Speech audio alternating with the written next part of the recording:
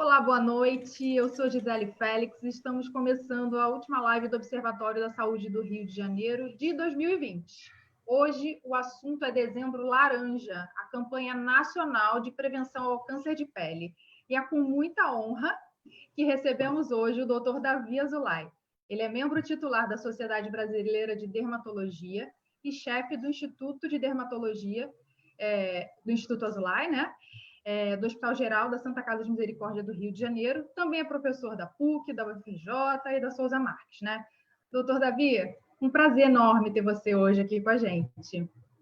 Prazer todo meu estar participando dessa atividade promovida pelo Observatório de Saúde, instituição de saúde muito importante porque luta por princípios totalmente válidos dentro da saúde social, não só física, né, mas principalmente a questão social disso, relacionada à saúde.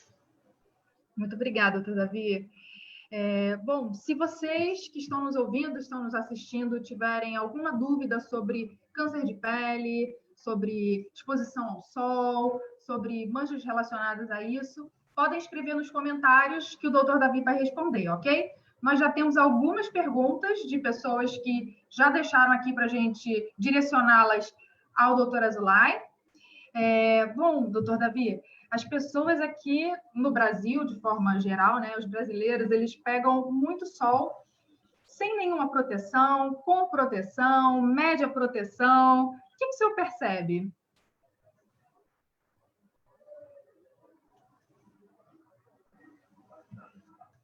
Muito bem.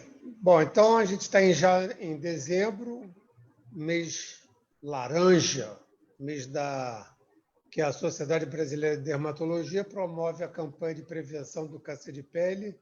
E isso é um evento que vem sendo realizado há mais de 30 anos. E é muito importante essa transmissão de consciência às pessoas da importância de se proteger do sol, né? Então,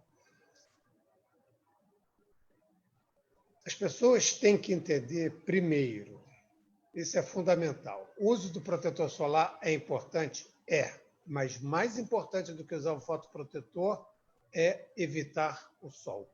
Evitar os horários, o horário dito nobre, né? Vamos de 10 às 14, ou antigamente no horário de verão de 11 às 15. O importante é que o protetor solar não pode ser visto como um passaporte para se expor mais ao sol. O protetor solar tem que ser visto como mais uma medida para que as pessoas se protejam do sol. E não é só o protetor solar, temos as questões das roupas. O chapéu é bem melhor que o boné por conta das abas, né? Existem roupas hoje em dia especiais, hoje em dia não, já há mais de 2 décadas, desenvolvidas na Austrália. E por que na Austrália? Porque na Austrália tem a câncer de pele, que é uma população colonizadora inglesa, branca, essencialmente, e muita exposição solar. Não poderia ter dado outra coisa senão o maior país de índice de câncer de pele do mundo. Entendi. E o clima é um pouco parecido, né? Deve ser um pouco parecido aqui com o do Brasil, né? Entendi. O que a gente deve procurar quando a gente vai pesquisar, comprar um protetor solar? O que é importante a gente ler quando a gente, né, vai comprar um protetor solar?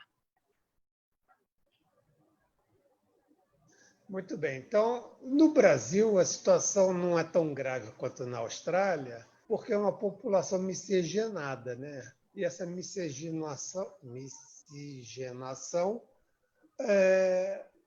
dá uma certa fotoproteção, mas isso é claro que é insuficiente, porque não só aparece o câncer de pele com a fotoexposição, como o envelhecimento mais precoce da pele. Respondendo mais especificamente à sua pergunta, o que a gente deve olhar num protetor solar para comprá-lo ou não? Primeiro, fator de proteção solar, que é o índice de proteção apenas contra a radiação ultravioleta B.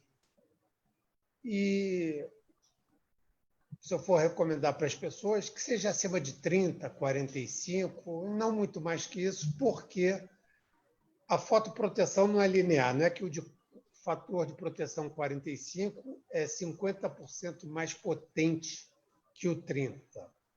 Mas, se a gente considerar que a gente bota de 1/3 a 1/4 da quantidade necessária para que aquele protetor solar nos confira uma fotoproteção, aquela anunciada ali, quando a gente passa essa quantidade bem menor, então o 45 já fica mais diluído e aí chega a uma fotoproteção em torno de 90 e poucos por cento, quando o de 30 vai chegar a 90%, vamos dizer assim. Então, isso é importante a gente ver e também é importante adequar o veículo do fotoproteção, do fotoprotetor, às regiões em que a gente quer aplicar. Ou, por exemplo, se a pessoa é jovem, puber, 14 anos, 16 anos, 18, com espinhas, se eu usar um fotoprotetor muito oleoso, o que é que eu vou causar? Espinha. Então, nesses casos, eu tenho que usar um fotoprotetor em gel ou oil free. Para o corpo, em geral, são as loções, né? Elas espalham melhor. Para o rosto, podem ser as loções, podem ser os cremes, porque já tem uma função também de hidratação da pele. Então, a gente tem que pensar nisso também quando a gente está prescrevendo. Mas lembrando que os fotoprotetores mais oleosos, eles aderem mais à pele e, portanto, demoram mais tempo a sair. Então, a gente tem que conjugar vários aspectos para decidir qual a melhor.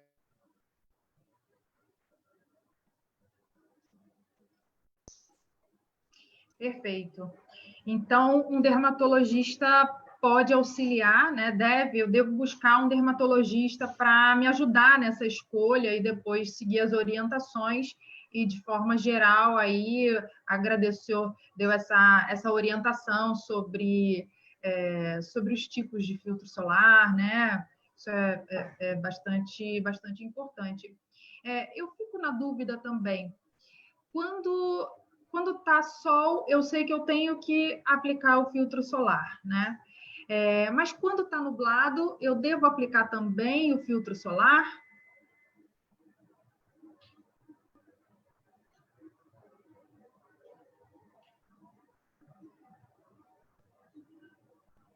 Não sei se travou só para mim. Pedro, agora eu te escuto, Não, eu tive um problema aqui. Bom, tá. Vamos lá. Pergunte aí, Gisele. Vamos continuar. Eu perguntei se nós devemos usar o filtro solar também quando está nublado, né? Ou se eu devo usar só quando está sol. Olha só, se você vai a uma atividade ao ar livre, é melhor sempre colocar, não tenho a menor dúvida disso, porque o Rio de Janeiro é uma cidade de muito sol, mas de uma maneira geral, na dúvida, sempre pro réu. Então, nublado, coloque.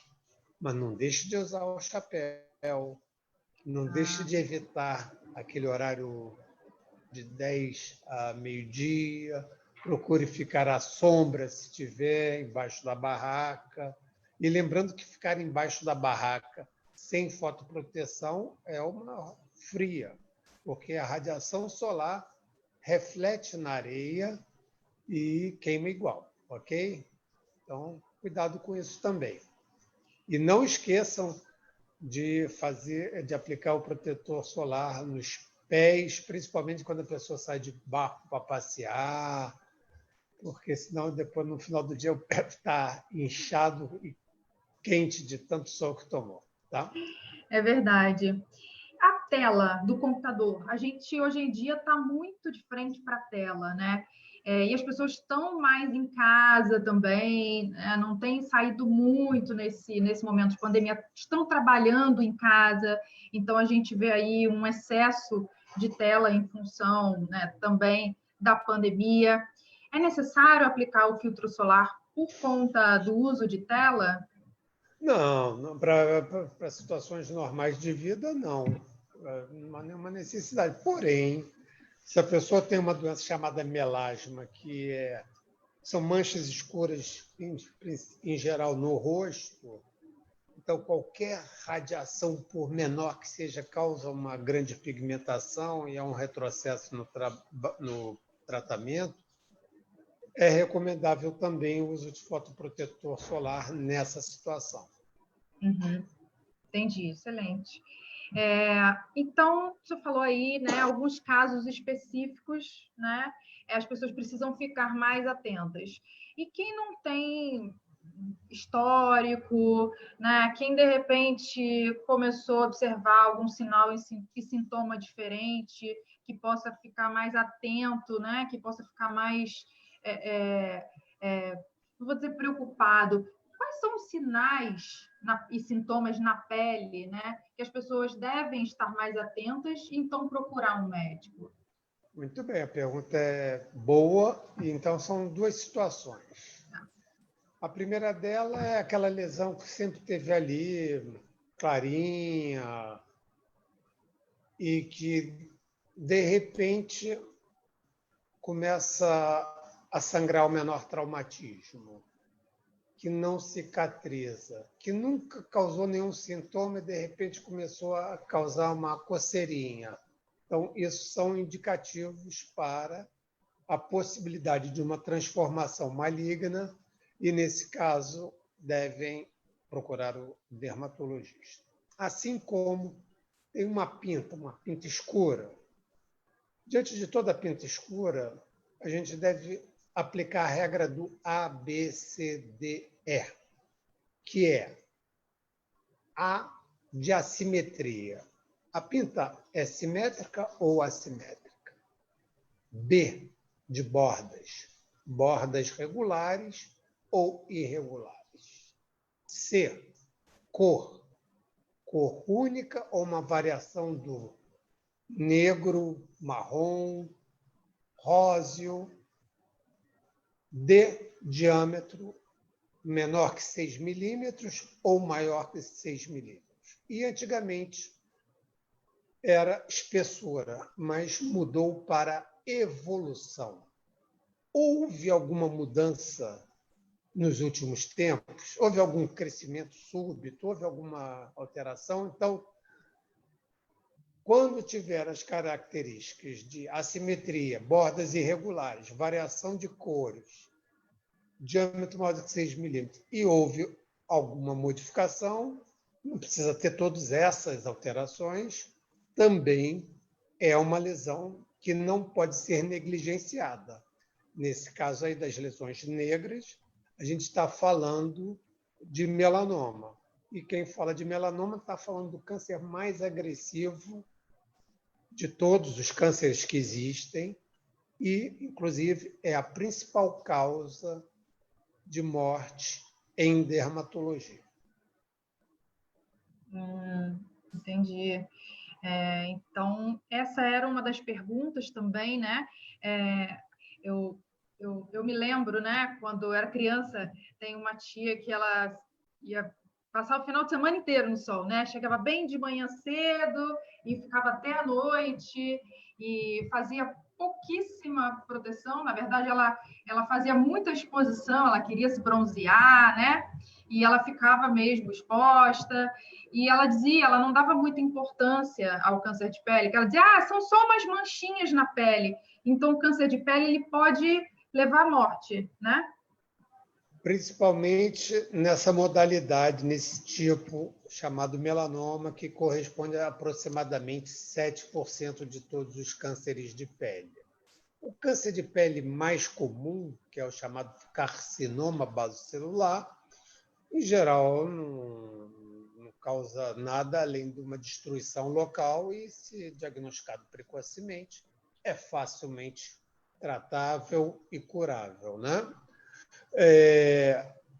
Agora, se ele é negligenciado, ele vai tomando proporções cada vez maiores e ao longo não é um crescimento rápido, é função de anos, e aí destrói todo um nariz, destrói todo um olho, inclusive aí passa a ter chance de metastatizar, que é uma situação bastante incomum, correspondendo a 0,00 alguma coisa, entendeu? Então não é por aí. Mas os médicos estão aí e não pode ficar olhando amanhã, melhor ir ao médico. Na dúvida, ir ao médico. Perfeito. E existem outros tipos de câncer de pele? Quais são os principais tipos? Bom, então, são 3 os principais. O carcinoma basocelular, com cerca de 70%, o melanoma, com cerca de 7%, e o carcinoma espinocelular, com cerca de 20%, mais ou menos. Esse já tem uma agressividade intermediária, porque, inclusive, pode surgir não só na pele, mas também em mucosas. Não só da mucosa de revestimento como a boca, mas sim também no pulmão, no intestino, em vários órgãos. Isso é o carcinoma espinocelular. Mas se referindo-se especificamente ao da pele, muitas vezes, além de ser o sol o grande responsável, tem alguns tipos relacionados à infecção pelo vírus da verruga, pelo HPV. Quando se a gente quer demonstrar cientificamente a influência da luz no aparecimento do câncer, e a gente irradia ratinhos, a gente só consegue desencadear o carcinoma espinocelular.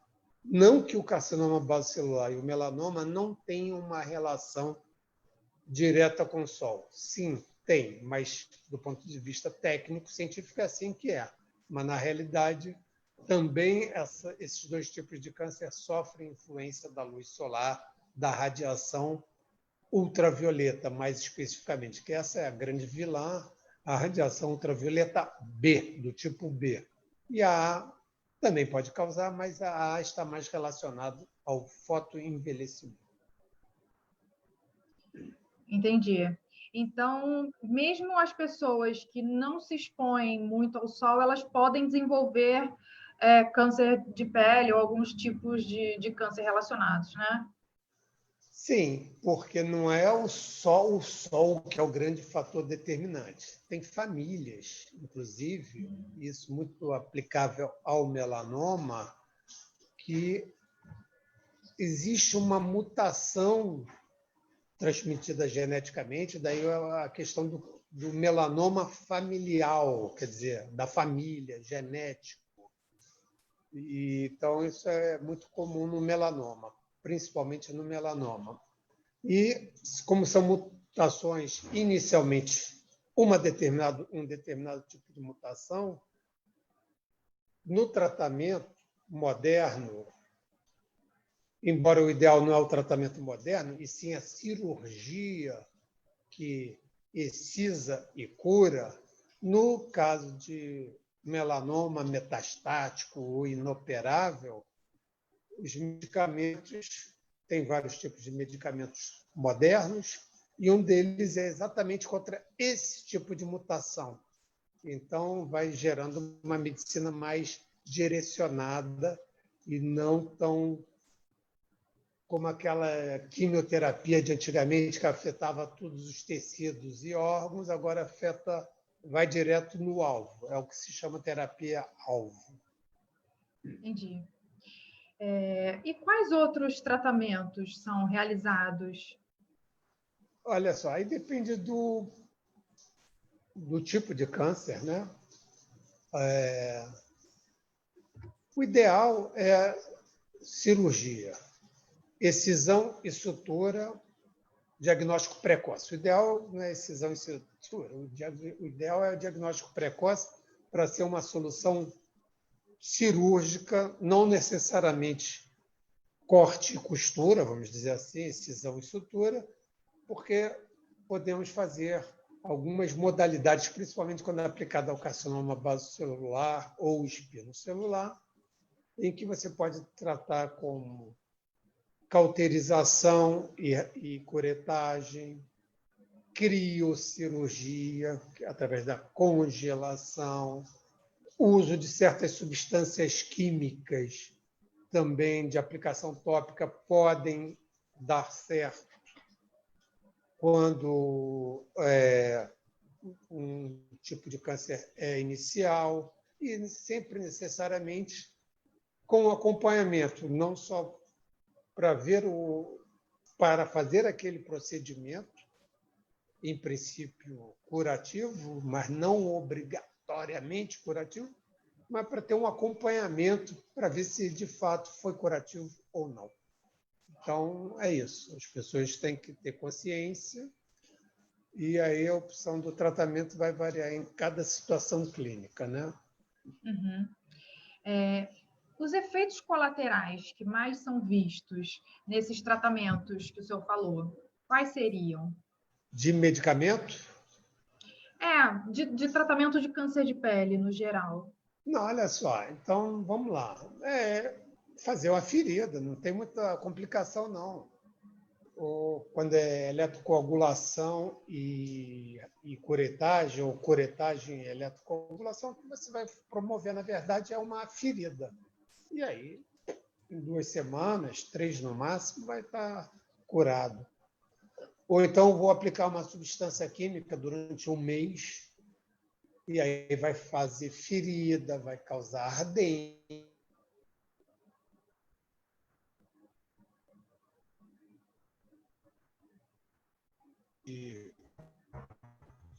de estado gripal, que isso existe também. Entendi. E aí essa pessoa ela precisa ser acompanhada a vida inteira, por exemplo.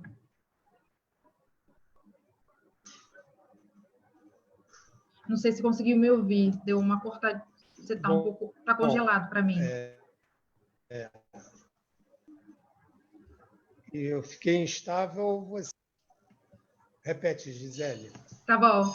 Eu perguntei se essa pessoa que teve câncer de pele, se no geral ela precisa ser acompanhada por toda a vida, ela precisa desse acompanhamento.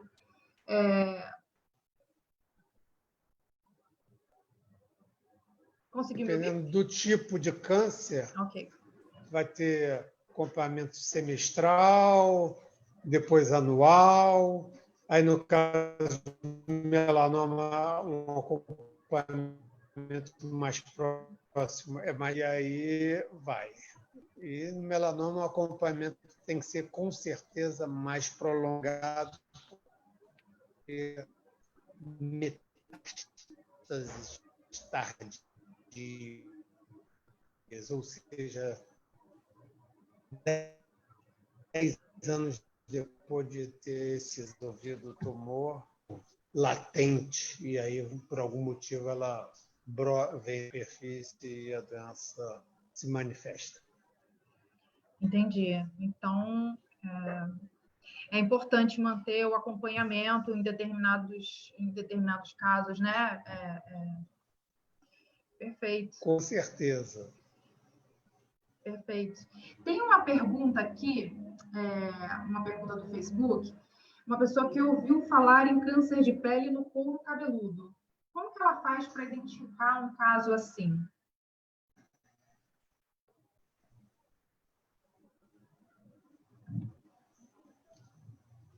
Não sei se você conseguiu me ouvir. Repete. Repetir, vamos. Uma pergunta do Facebook. Uma pessoa ouviu falar em câncer de pele no couro cabeludo. Como que ela faz para identificar um caso assim? Bom, se a lesão é no couro cabeludo, primeiro já fica difícil para ela própria identificar, né? Na dúvida, ela tem que ir ao médico para ser melhor orientada. Olha só, se aplica aquilo que já falamos. Lesão que sangra ao menor traumatismo, começou a coçar, incomodar aquela lesãozinha que não incomodava. Se a pessoa é calva, isso, claro, que se aplica mais essencialmente a homens, e calvos de longa duração, tem um couro cabeludo totalmente cheio de ceratoses actínicas, aquelas asperezas. Essas lesões que não tem limite, começa uma, termina a outra, vai num contínuo, chama-se até mesmo de campo de cancerização. Então, só para ver que não é tão simples assim. Então, claro que é uma pessoa que tem que estar sendo acompanhada constantemente, né? Constantemente. Tem que ter um médico que o acompanhe e o trate a cada 6 meses. Essas ceratoses actínicas, como o nome já diz que é causado pela radiação solar, elas não são, felizmente, muito agressivas.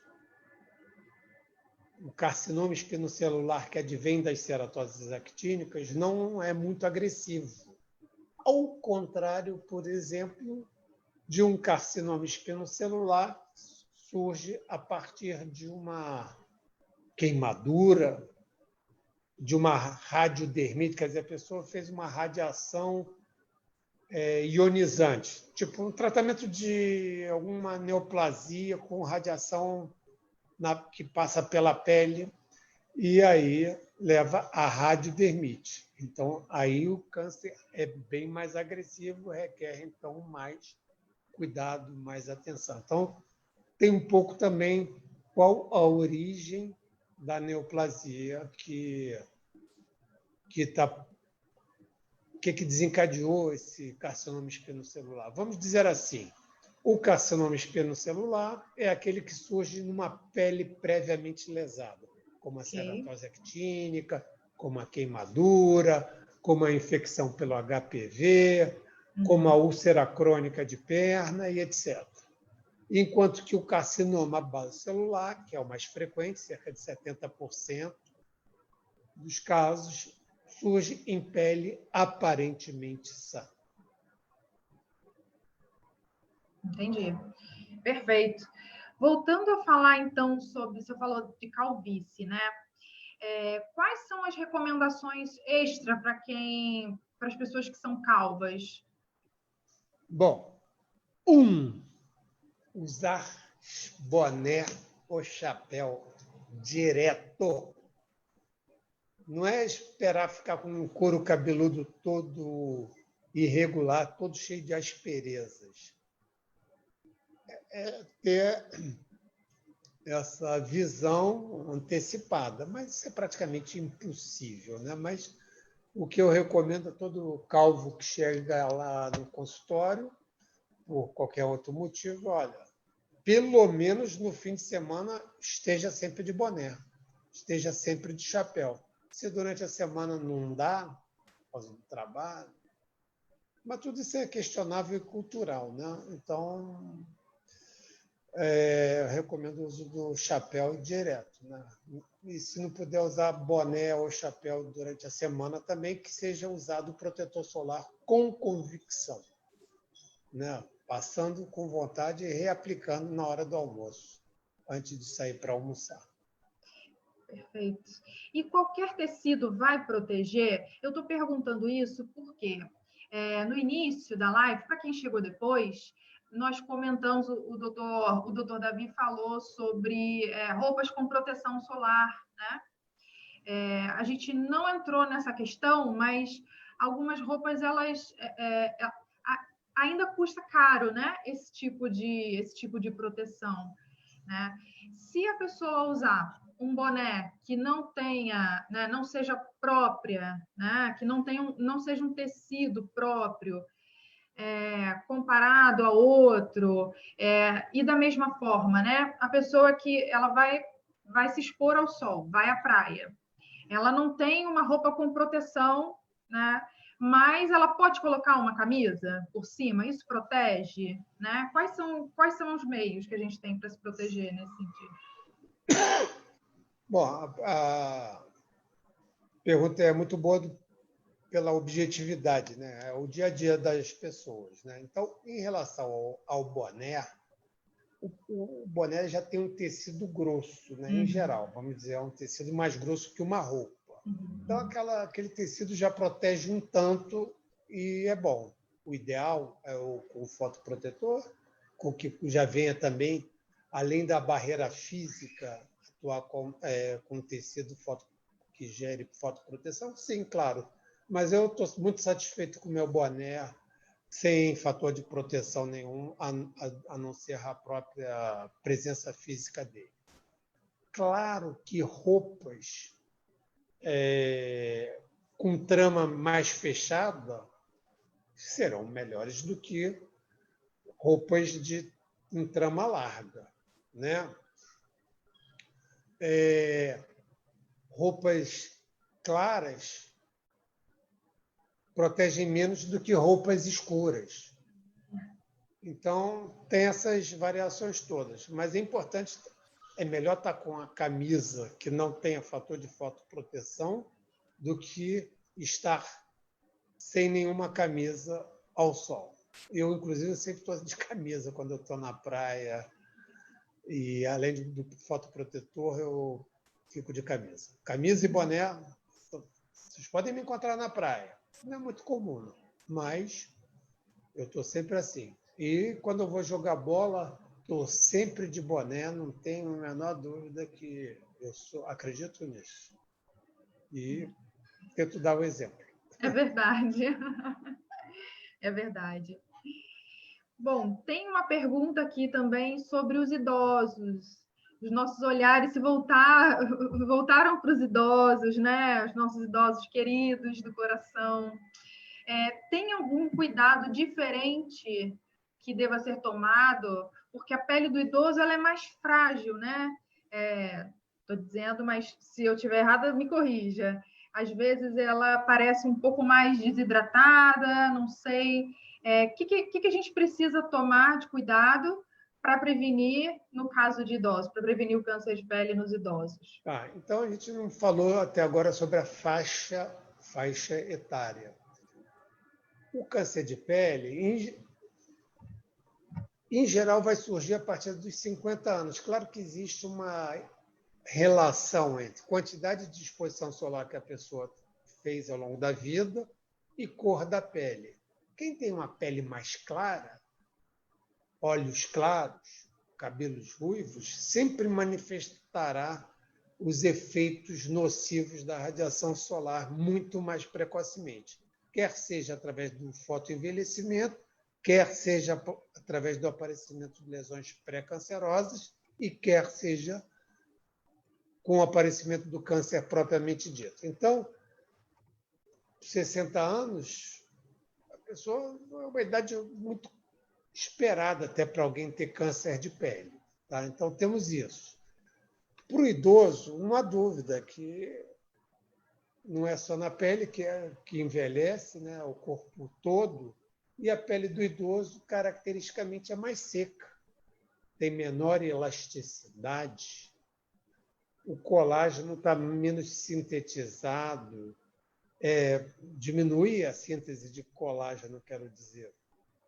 Então, também é muito comum no idoso, por exemplo, isso não tem o que fazer, aquele aparecimento daquelas manchas vermelhas nos braços, porque os vasos sanguíneos estão mais endurecidos, tem menor sustentação do tecido colágeno em volta, e aí qualquer batida gera aqueles hematomas nos braços. Então, o uso de fotoprotetor no idoso deve ser principalmente aquele em que o veículo é mais oleoso, mais cremoso, porque, além de fotoproteger e ficar mais aderido à pele, também já age como um hidratante. Ok, perfeito. Então, nós não tínhamos falado de faixa etária, nós falamos. Daí surgiu uma dúvida aqui. As crianças, elas também têm câncer de pele? E a gente falou também de tom de pele. Os negros também têm câncer de pele? Muito bem. Bom, então, olha só. O adulto branco, vamos dizer assim, que, na verdade, na dermatologia a gente usa uma classificação que vai de 1 a 6. Fototipo 1 seria um ruivo de olhos claros. O fototipo 6 seria o negro. O fototipo 5 seria o mulato. O fototipo 4 seria o oriental hispânico. O fototipo 3 seria eu, mais ou menos, eu tendendo a ir para o 2. E o 2 seria a pessoa de olhos claros e não necessariamente cabelos ruivos, louros. Tá? Temos que entender que o efeito, e até mesmo para o aparecimento do câncer de pele, é um efeito cumulativo. Então, se a gente fotoprotege as crianças, a gente, de certa forma, vai estar postergando também ou diminuindo a chance delas virem a apresentar algum tipo de câncer de pele no futuro. E uma criança educada em se fotoproteger provavelmente será um adulto que sempre terá esse conceito de saúde na cabeça. E isso é muito bom, porque vai evitar um monte de câncer, do aparecimento de um monte de lesões que a gente chama de pré-cancerosas, mas causadas pelo sol e que vão culminar com uma frequência bem acima da mera coincidência no câncer de pele. Então, o uso do fotoproteção na infância é totalmente recomendável e eu fico muito satisfeito quando eu vou à praia e vejo criancinhas com camisas de manga comprida, chapéus e uso de fotoprotetor, porque eu acho que essa é a mensagem certa de saúde da pele que a população tem que ter na cabeça. Isso aí.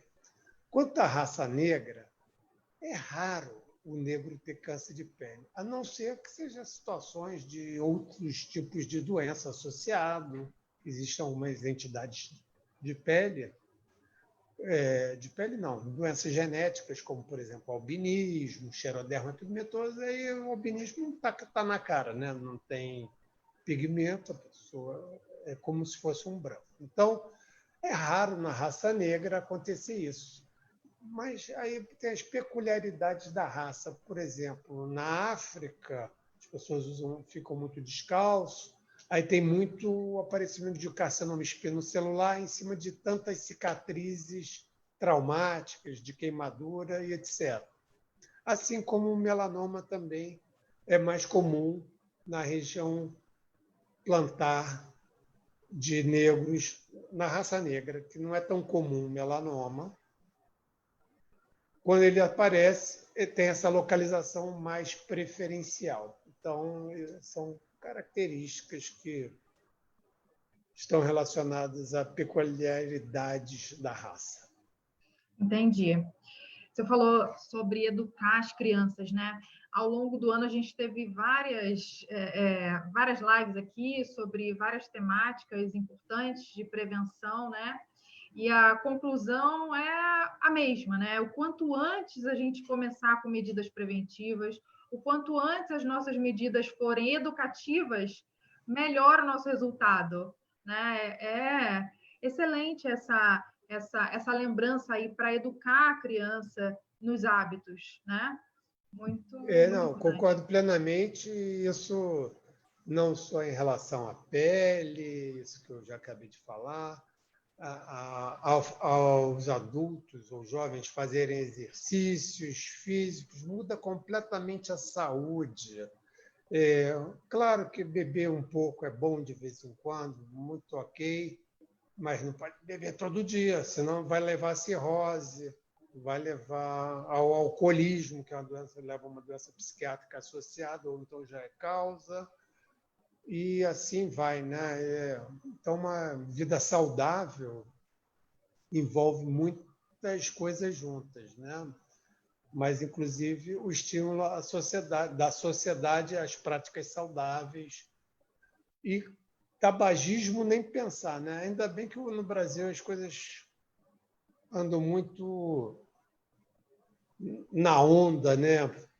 Da mesma forma que todo mundo fumava, praticamente foi um resultado excepcional a diminuição do tabagismo no nosso país, né? Uhum, uhum. Mas o alcoolismo está aí, o uso das drogas está aí, então tudo que puder ser evitado não saudável é mais recomendável. Não estou dizendo para não beber nunca, dizendo para não beber sempre.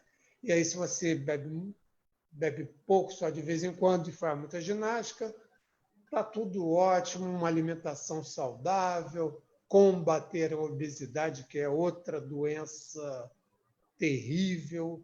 Isso tudo são hábitos culturais que a gente, não só culturais, né, mas também são hábitos culturais que envolvem saúde, assim como fazer as vacinas. Eu não sei nem de onde tiram a dúvida se vale a pena ou não vacinar. Não estou falando me referindo ao Covid, não, que essa é uma vacina que a gente não sabe qual vai ser a eficácia nem a durabilidade, mas de uma maneira geral, claro que as vacinas são fabulosas. Pô, é um avanço na medicina e na saúde de uma maneira geral. Então, resumindo, melhor do que gastar milhões com doenças, é melhor gastar um pouquinho com profilaxia, com prevenção. Isso é a melhor medicina. Medicina preventiva é de todas a melhor de todas e acredito muito nisso. Eu sou testemunha e vejo como o exercício físico constante, permanente, regrado, bem orientado, muda a qualidade de vida das pessoas, inclusive da minha pessoa. É verdade, você falou do futebol, né? Que você sai para futebol de camisa, e eu fiquei aqui me segurando, porque mais de uma vez eu te liguei cedo pela manhã para tirar alguma dúvida, para falar alguma coisa, e você estava pedalando, né? É, O nosso exemplo aí. não, mas eu gosto mesmo de jogar bola, pedalar nem tanto. Ai, muito importante essa reflexão, porque a gente lembrar que existem, né, as medidas coletivas para a saúde coletiva, né, que é a taxação, né, enfim, O quando a gente. afastamento social nesses tempos de Covid, que a coisa está pegando aí, fiquem em Uhum, casa, uhum, reflitam uhum, bem como vai ser o Natal, se uhum. vai juntar todo mundo ou não. É uma situação que tem que ser pensada, não é uma coisa que pode ser negligenciada. É verdade, é verdade. Sobre essas medidas preventivas, a gente também viu durante a pandemia, né? Ficou muito claro, isso foi um lembrete à sociedade, que tomar sol também é benéfico, né? Tomar sol ativa vitaminas, ativa, né, a produção de vitaminas. Explica um pouquinho para a gente como isso funciona no organismo. Bom, primeira coisa, sem sol, sem luz, não há vida na Terra, né? Claro que a radiação solar faz um bem danado, estimula a síntese de vitamina D, é usado, inclusive, no tratamento de algumas doenças de pele. Então, isso tudo é necessário. Agora, tem que ter o bom senso, né? Nenhum excesso é bom, vamos colocar assim. Então, uma radiação solar. O que a gente precisa de mínimo de radiação solar? 10 minutos, 2 vezes por semana. Quando for ao supermercado, já tem um sol suficiente para sintetizar a vitamina D. Aí tem toda a questão dos valores considerados normais, que aumentaram muito do tempo que eu era estudante de medicina para o atual, e eu fico em dúvida qual é a verdade disso, qual é o interesse da indústria que está por trás. E a radiação e a vitamina D está relacionada a tudo. Então, eu acho que existe um certo exagero de valorizar a necessidade de tomar suplementos de vitamina D. Então, isso faz parte desse comércio que muitas vezes envolve a medicina. Então, mas em algumas situações não há dúvida que precisam desse complemento de vitamina D mesmo. Mas, de uma maneira geral, só a radiação solar e o exercício físico, inclusive, para solidificar mais os ossos, é muito importante e abstém da necessidade da ingesta extra de vitamina D. Claro que se tiver doenças, uso de determinados remédios, etc., tudo bem, mas de uma maneira geral é melhor ficar só com o natural, com certeza. Perfeito. Com que frequência uma pessoa que não tem nenhum histórico de doença de câncer de pele, a gente está falando de câncer de pele por causa de Dezembro Laranja, né? Mas com que frequência uma pessoa deve ir ao dermatologista? Bom, olha só, não tem uma regra para isso, não. E as faixas etárias seriam, para dizer alguma coisa parecida, teria que ser de acordo com a faixa etária, mas se a pessoa está bem na pele dela, nunca ter ido ao dermatologista seria um absurdo. Alguém com 50 anos, pelo menos dar uma geral aqui, eu acho que é recomendável, sim. Mas se não houve nenhuma modificação na pele ao longo da vida, não tem nada, não tem sangramentozinho, não tem feridinha, não tem asperezas, em princípio não precisaria ir ao dermatologista. Mas tendo, vá. E aí vai escutar a orientação. Mas quem nunca foi a um dermatologista, embora eu não consiga nem conceber bem isso, eu diria que pelo menos uma vez na vida, aos 50 anos, já deveria fazer uma visita, nem seja, olha, você está muito bem, continue assim. Mas o importante é ter, mais do que ao médico, é se precaver sempre do sol, evitar os maus hábitos, como ir à praia ao meio-dia. Mas a juventude é cabeça dura, né? A gente sabe disso. Né? Já foi jovem, ninguém acredita, e aí depois acaba passando para dentro de casa o Covid. Né? Vamos falar em termos atuais. De modo geral, então, o médico que acompanha essa pessoa, né, o médico de família, se a pessoa não tem nenhuma queixa, ele pode acompanhar essa pessoa, né? E aí ele indica a necessidade de buscar um dermatologista, né? Tranquilamente. Perfeito.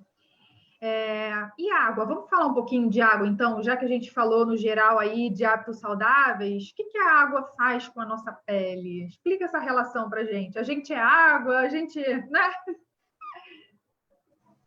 Olha só, o conceito de hidratação da pele não tem nada a ver, tem minimamente com beber água, mas não é uma relação direta, porque se eu bebo muita água, o que eu faço é muito xixi.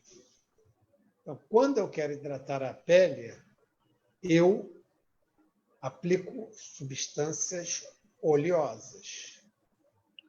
Não é bebendo água que eu vou hidratar minha pele. Então, à medida que a gente envelhece, a pele vai ficando mais seca. Algumas doenças também levam a uma pele seca. Como eu combato uma pele seca? Evitar banhos quentes ou demorados. Estou falando para tomar banho gelado, frio, estou falando para tomar banho rápido. Isso é 1. 2, sabonete.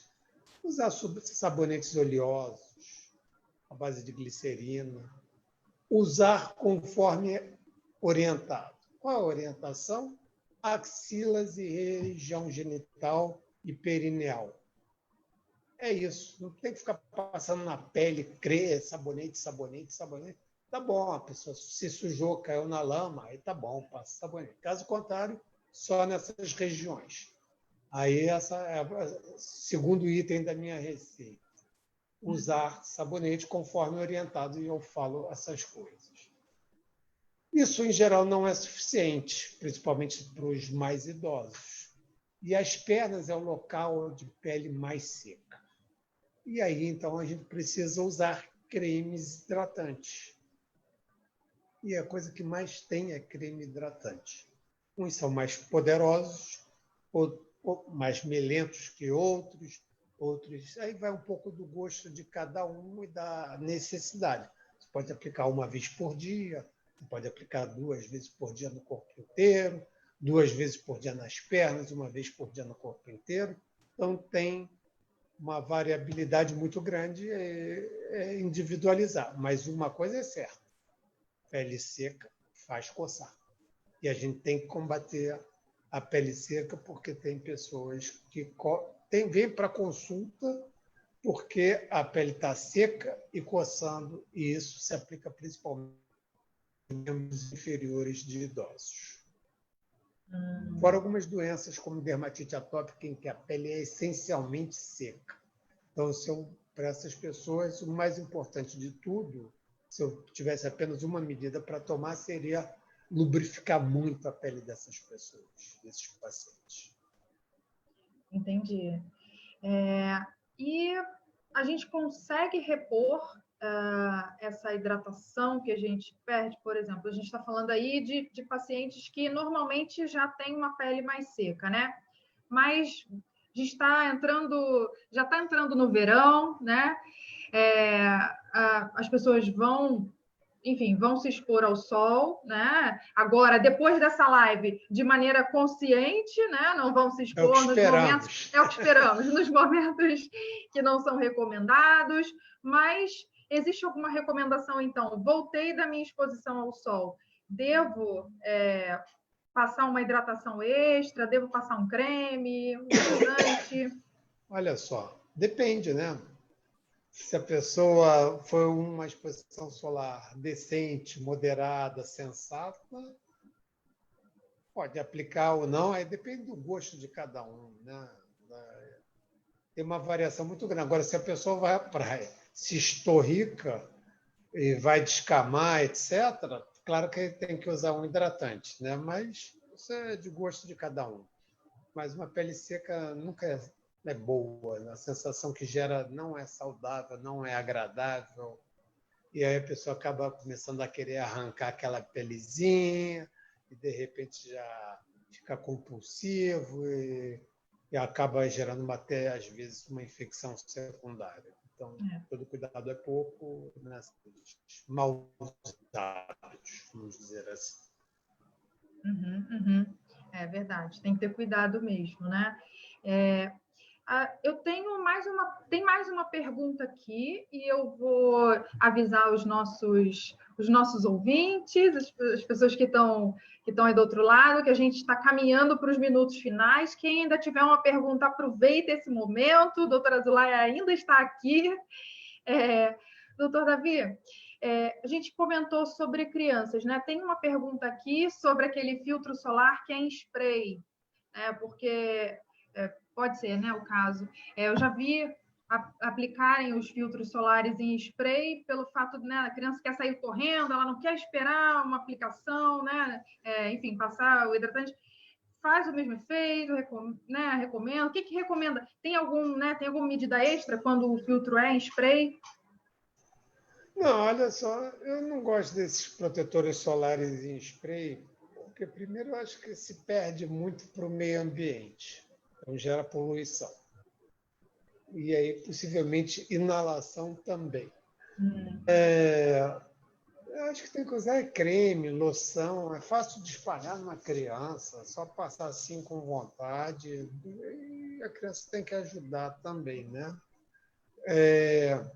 Já que estamos terminando o programa, eu queria dizer que o Instituto de Dermatologia Professor Zulay, do Hospital Geral da Santa Casa, ali no centro da cidade, está funcionando normalmente e que a gente atende pessoas de todos os níveis sociais. Se não puder pagar, tem atendimento gratuito, com certeza, e nada deixa de ser feito nessa situação de falta de recursos. Tá? Então, quero dizer que a gente presta um serviço bom, muito bom, e toda a dermatologia moderna, que alguém pensa em dermatologia, nós temos lá funcionando de forma bastante efetiva, bastante cuidadosa por parte dos nossos pós-graduandos e que atuam sob supervisão.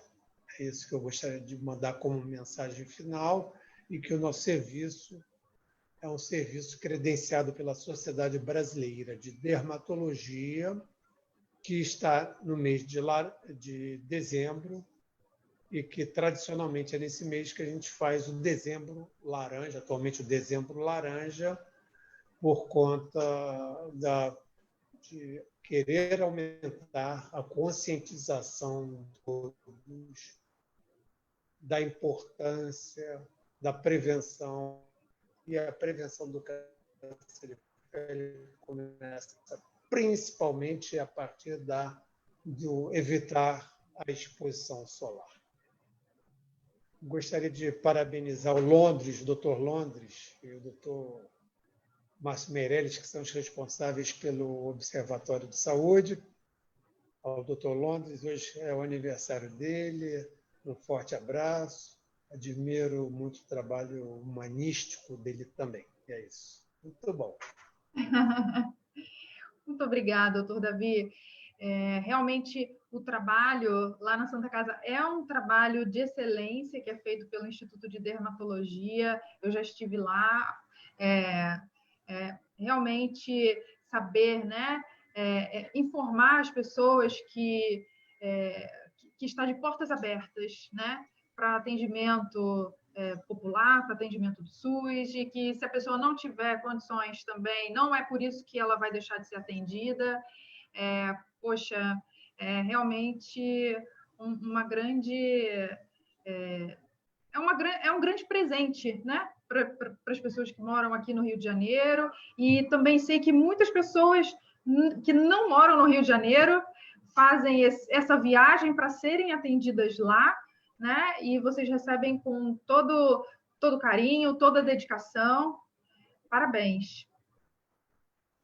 De fato, é um orgulho para o Rio de Janeiro ter uma instituição como essa, porque, inclusive, não é só os pacientes que vêm, nós temos alunos de outros países. Verdade. Então, essas pessoas vêm de outros países fazendo prova para entrar, inclusive, é porque o negócio funciona bem. E é isso aí. E a gente se esforça para que tenhamos um serviço de excelência em todos os pontos necessários ao cuidado médico, que é a assistência médica propriamente dita e a atenção pessoal de cada paciente. É isso. Parabéns. Muito obrigada mesmo, doutor Davi. Foi um uma prazer honra, um estar privilégio. com você. Prazer todo meu. Bom, pessoal, chegou a hora de nos despedirmos.